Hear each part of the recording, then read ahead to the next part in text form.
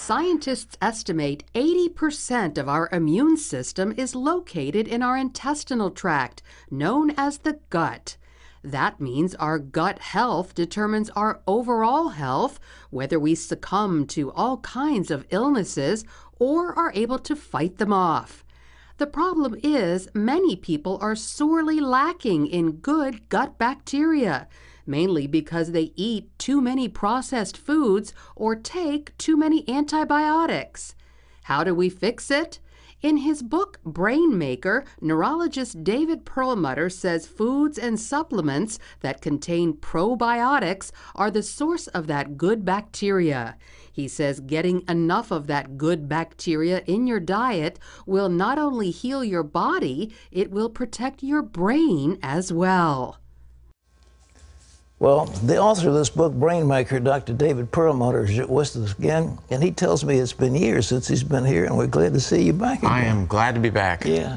All right, what goes on in people's lives? You treat a lot of people who are sick. What are they sick with, and why are they so sick? In a word, inflammation. Inflammation? And inflammation is the cornerstone of really everything you don't want to get, whether it's diabetes, cancer, Alzheimer's, heart disease, and even obesity. These are inflammatory conditions, and what we now understand is that inflammation in the body is regulated by the very bacteria that live within the gut. Wait a minute, you mean this gut down here that everybody doesn't want to talk about too much because it doesn't sound polite, your gut regulates the inflammation in your body? That's right, and therefore our gut bacteria plays such a huge role in determining our health destiny. Who knew? All right. Well, you've got a bunch of stuff in front of you. What are you? There are things called prebiotics and probiotics. What are they? So we really want to cultivate good and healthy bacteria because that's the way that we can remain healthy. So, for example, a probiotic, this is good bacteria that we can use to re-inoculate the gut, put back the good bacteria, balance inflammation, and help us even lose weight. In your book, you are death on the substance that they add to wheat. Talk about what's in that that they put into the wheat, into bread that people eat so much of. Well, it's not that it's put in, but gluten is part of wheat, of course. And don't they add gluten too? No, it's a natural part of the wheat. Barley and rye also contain gluten. It turns out that gluten in all people, not just in those with celiac disease, but in all people, gluten increases the leakiness of the gut, increases inflammation, and that paves the way for the dreaded things that we don't want to get. So, you know, why do we talk about this stuff? Pat, you said over the years, we've got to stand up for what we believe in, and you've made it very clear to us for years and years. And I think this is revolutionary information. We were told years ago that all germs were bad. This germ theory of disease, that we had to fear germs, but most of the bugs, the germs that live within us, are hoping to keep us healthy. And eating foods that are fermented, for example, that foods that have been fermented, like kimchi and sauerkraut. Here's kimchi. Drinking kombucha, which has got lots of good bacteria in it, and of course taking a good probiotic re-inoculates our gut with good bacteria. Well, there's a tremendous desire to cure diseases, and so doctors prescribe antibiotics by the fistful for little children and others. What does that do to the gut? It's dramatic. One course of antibiotics will change a person's gut bacteria for the rest of his or her life. Wait a minute, one course of it? One course. Now, let's be clear. I'm not saying we shouldn't use antibiotics. They can save lives. But the notion that we should be giving them out with every cold or every sniffle, especially to our children, is really overwhelming. And it's beyond the fact that we're using antibiotics to treat diseases. 70% of the antibiotics used in America go into the food that make the cattle bigger, make the chicken have more fat. Well, in other words, everybody is eating food. We all eat that food. And that is killing the gut bacteria, which is keeping us from having inflammation. That's right. And even more incredible is, you know, for the past few years, we've wondered, why is it, for example, that people who are drinking diet drinks, for example, are gaining weight. It doesn't make sense. You're drinking a beverage that has no sugar, has no calories, and yet people are getting fatter. It turns out that the new research indicates that the reason that's happening is because of the effect of the artificial sweeteners on damaging the gut bacteria, just like antibiotics. You mean Sweet and Low and those other sweeteners that so many people, and they're all, that every diet drink, those things actually damage the gut bacteria? They damage the gut bacteria and are associated with a dramatic increased risk of weight gain and even diabetes. The reason in the 1950s that farmers began giving antibiotics to the cattle is because it made them fatter. Turns out the same thing is happening in humans. We've got to nurture our good bacteria, and that's the key to remaining healthy. We can change our health destiny. Is there any sweetener for people that don't want to eat sugar? My vote is that we, as you do yourself, we try to keep people away from giving in to the notion that they need sweet. The less you cater to that, the less likely you are to slip and then eat the foods that are inappropriate for you. Got to get rid of the sugar. And, you know, we were talking about this earlier today about the notion, well, these are hard changes to make in the diet.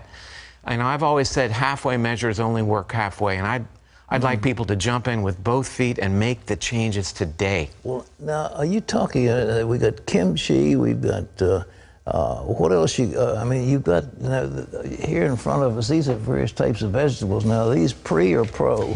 Well, these don't have a lot of probiotics in them, but they are what we call prebiotics, and it's a really important concept because food, for example, like asparagus, garlic, leeks, onions, these are foods that have a specific type of fiber that causes the gut bacteria to grow. So you're nurturing your gut bacteria. As I talk about in Brainmaker, how do you keep those good bacteria healthy and let them thrive? They make vitamins for our bodies.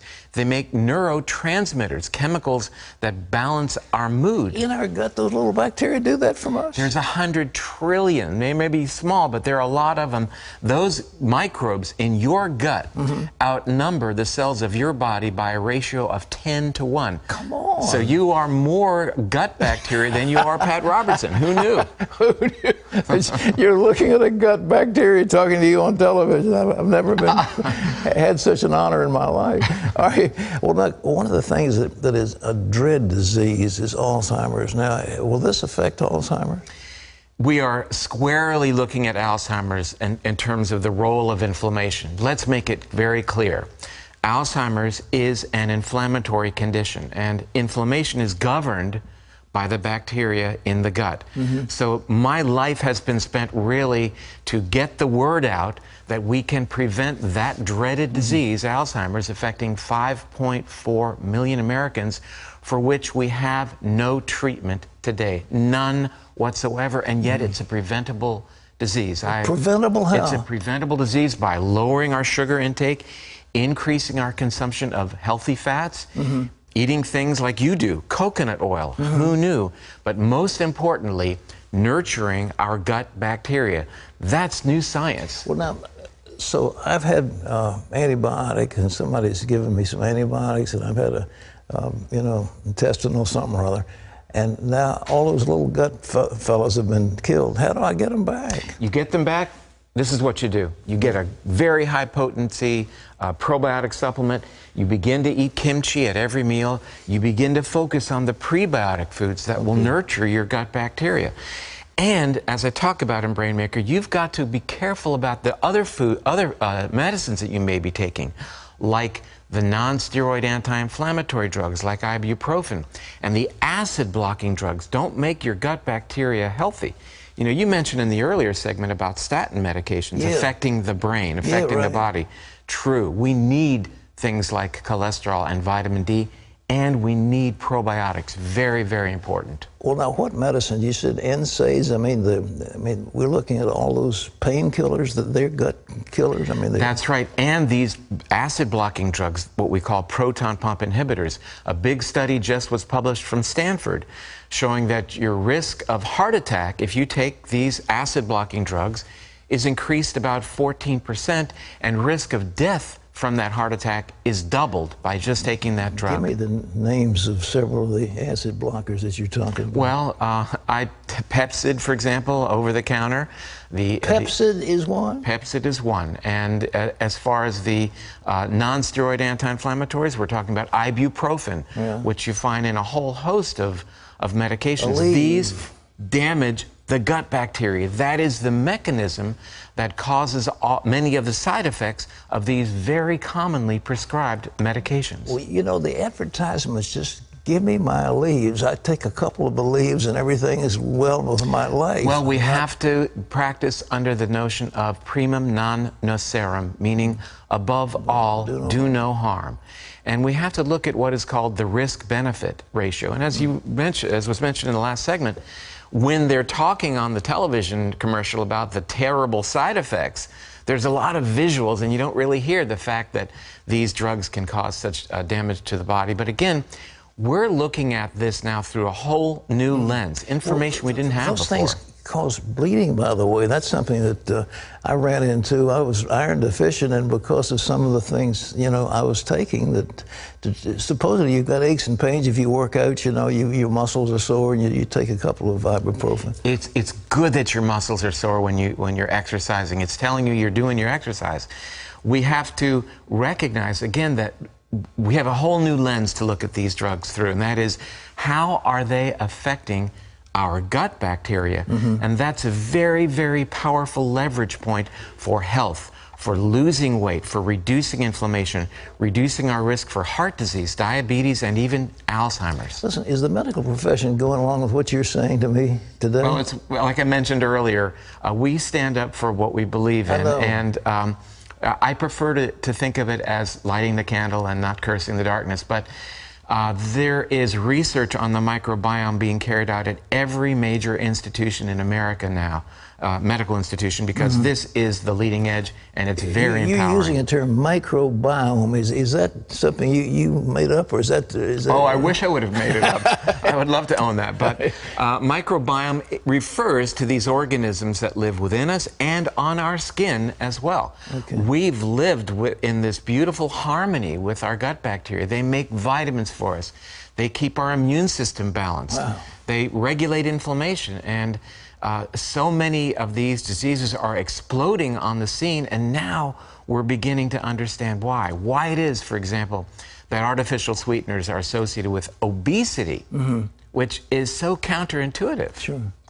Well, we have an epidemic of obesity. Young children are getting obese at an early age. We have a tremendous epidemic of heart conditions, of heart attacks, of other types of inflammation and cancer.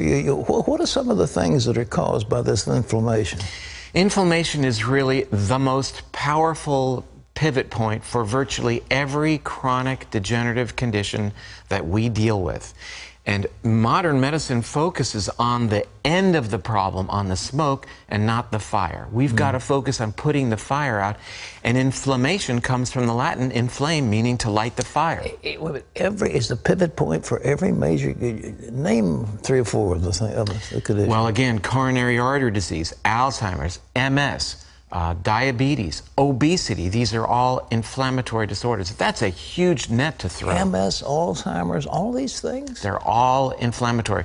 Any disease, for example, that's treated with inflammation-reducing drugs, and that includes the autoimmune conditions like rheumatoid arthritis and lupus. These things are all inflammatory issues caused by the immune system going out of whack. This is so shocking, because doctors are giving the drugs that are causing this inflammation. They're digging the hole deeper and deeper, and then what happens?